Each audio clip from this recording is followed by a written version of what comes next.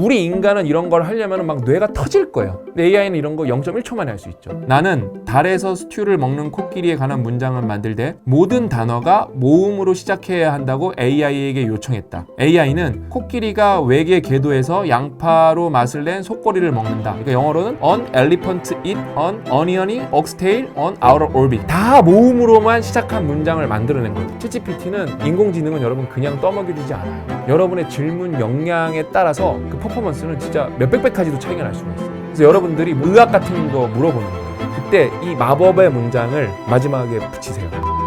검색해줘. 이걸 습관처럼 쓰시면 돼요. 그래서 꿀팁 뭐다? 첫 번째는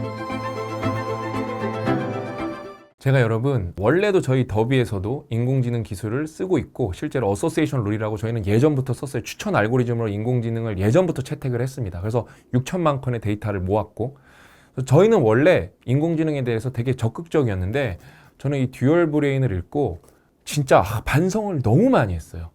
내가 인공지능에 대해서 꽤 깨어있다고 생각을 했는데 내가 생각보다 일상에서 그 다음에 내가 생각보다 인공지능을 되게 편협형 관점으로 바라봤는데 제가 이 듀얼 브레인을 읽고 정말 그거를 되게 깊게 반성했고 그러면서 이어진 액션, 실천이 뭐냐면은 저는 업무 때문에 챗GPT를 진짜 매일 한 2-3시간씩 쓰거든요. 못해도 1시간은 쓰는 것 같아요. 저는 그래서 그 200불짜리를 구독을 하고 있어요. 여러분들은 제가 볼 때 하실 필요가 없어요. 대부분은 무료로만 써도 충분합니다. 그러면서 다른 AI도 저는 유료로 하나 쓰고 있어요. 2개나 쓰고 있어요. 그러면서 제가 찾은 꿀팁을 오늘 하나 알려드릴 거예요. 이거는 진짜 아시면은 진짜 고맙습니다 말 나오실 거예요. 진짜.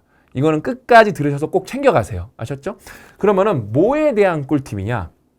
여러분 인공지능의 장점이자 단점이 뭐라 그랬죠? 할루시네이션이에요. 환각이에요. 환각. 오늘 그 환각에 대해서 이 듀얼 브레인 통해서 조금만 읽어볼 거거든요. AI가 발전함에 따라 그 효율성과 속도에 의존하여 모든 것을 AI에 맡기고 싶어질 수 있다. 실제로 이렇게 됩니다. 그래서 이게 문제가 되고 있어요. 실제로. 하지만 AI에는 예상치 못한 약점이 있을지 모른다. 우선 AI는 실제로 아무것도 알지 못한다. 그저 연속적인 배열에서 다음 단어를 예측할 뿐이다. AI는 무엇이 진실이고 무엇이 거짓인지 구분할 수 없다. 이런 거를 여러분 이런 좋은 책을 읽으면서 정확하게 아셔야 돼요. 그러니까 인공지능 하니까 우리에 빗대어서 생각하는 경우가 많은데 사람의 뇌에 빗대어서 그렇지 않습니다. 전혀 달라요. 전혀 달라요. AI가 사용자의 요청에 답하는 것은 여러 기능을 최적화하는 과정이라고 생각하면 이해하기 쉬울 것이다. 그 중에서 가장 중요한 기능은 사용자가 좋아할 만한 답을 제시해 사용자를 만족시키는 것이다. 그리고 이 목표는 종종 정확성을 유지하는 것보다는 더 중요하게 여겨진다. 뭐가? 정확한 정보를 우리한테 주는 것보다 우리를 만족시키는 게 더 중요하다는 거예요. 그러니까 이거는 되게 다른 관점이에요, 여러분. 그래서 AI가 잘 모르는 문제의 답을 끈질기게 요구하면 없는 답을 만들어내기도 한다. LLM이 거짓 정보를 제공하거나 없는 이야기를 꾸며낸다는 사실은 이미 널리 알려져 있다. LLM은 텍스트를 예측하는 기계이기 때문에 그럴듯하고 만족스럽지만 미묘하게 틀린 답을 내놓는데 아주 능숙하다. 이와 같은 AI 환각, 할루시네이션이죠. AI 환각은 심각한 문제이며 현재 AI의 공합 접근 방식으로 완전히 해결할 수 있을지를 놓고 논쟁이 한창이다. 저는 해결 못한다고 봅니다. 대규모로 개발된 최신 LLM은 이전 모델에 비해 환각이 훨씬 덜하지만 근데 최근 업데이트 때 한번 심해졌다니까요. 그래도 여전히 그럴듯한 거짓과 허위 인용문을 기꺼이 만들어낸다. AI는 틀린 답을 정당화하는 데도 능숙해서 사용자가 오류를 발견하더라도 틀린 답변이 옳은 정보였다며 사용자를 설득할 수도 있다. 설득당합니다. 뭔가 이렇게 그럴듯한 답변 우리한테 준다니까요. 왜냐면 인터뷰 같은 거 찾아보면 되고 얼추 비슷하게 그냥 맞춰서 구성을 하면 되니까. 근데 이 할루시네이션이 문제이기도 하지만 장점이기도 하다고 제가 말씀드렸죠. 그걸 같이 공부해 봐야 되는데 환각, 할루시네이션은 AI가 학습 데이터의 엄격한 맥락을 완전히 벗어나 새로운 연결을 찾을 수 있게 한다. 또한 이는 AI가 명확히 훈련되지 않은 과제를 수행할 수 있는 이유이기도 하다. 나는 달에서 스튜를 먹는 코끼리에 관한 문장을 만들 때 모든 단어가 모음으로 시작해야 한다고 AI에게 요청했다. AI는 코끼리가 외계 궤도에서 양파로 맛을 낸 속꼬리를 먹는다. 그러니까 영어로는 An elephant eat an oniony oxtail on outer orbit. 그러니까 다 모음으로만 시작한 문장을 만들어낸 거예요. 그러니까 우리 인간은 이런 걸 하려면 막 뇌가 터질 거예요. 근데 AI는 이런 거 0.1초 만에 할 수 있죠. 이게 환각의 장점이에요. 그러니까 우리가 생각한 것에서 아주 쉽게 벗어날 수가 있어요. 이것이 바로 AI 창의성의 역설이다. LLM을 사실이 중요한 작업에서 신뢰할 수 없고 위험하게 만드는 바로 그 특성이 LLM에게 창의성을 부여한다.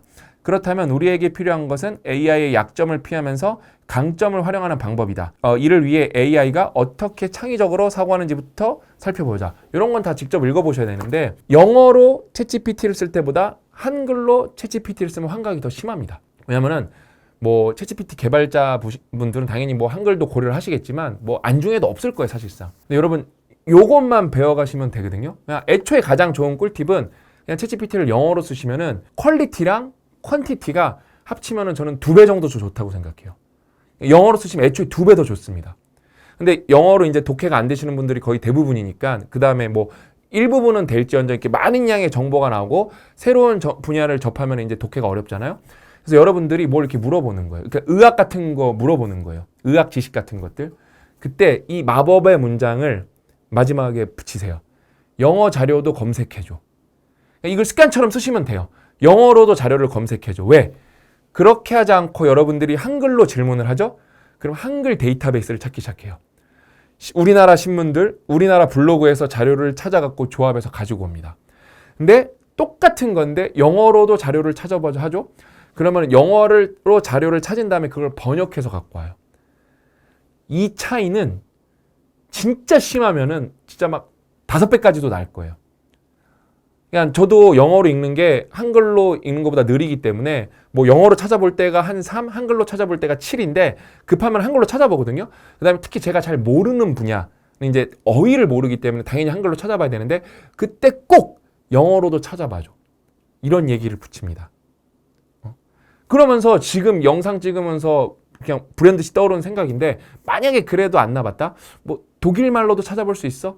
프랑스 말로도 찾아볼 수 있어? 이런 것도 해보는 거예요. 그러니까 여러분 제가 말씀드렸잖아요. 챗GPT는 인공지능은 여러분 그냥 떠먹여주지 않아요.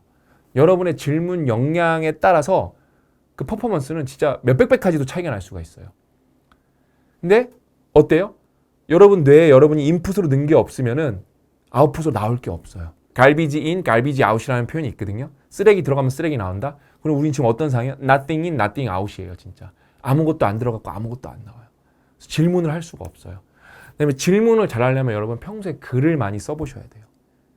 그러면은 되게 고품질의 질문을 할 수 있고 그거는 이제 인공지능 시대에 엄청난 역량이 될 거예요.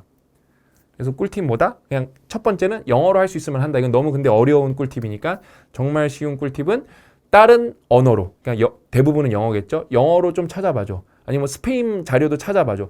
그러면은 일본 말로도 찾아봐도 좋겠네요. 일본은 자기들 말에 굉장히 고유한 데이터가 많기 때문에 저도 여러분들 덕분에 하나 오늘 알아가네요. 저는 일본 말로도 찾아봐줘 한 번도 안 써봤거든요. 이제 꼭 써봐야겠네 이거. 너무 좋은 꿀팁인데? 여러분 덕분에 우리 같이 배우네요 여러분. 고맙습니다. 저는 또 다음 에피소드에서 또 여러분들께 유용한 정보를 전달해 드리도록 하겠습니다.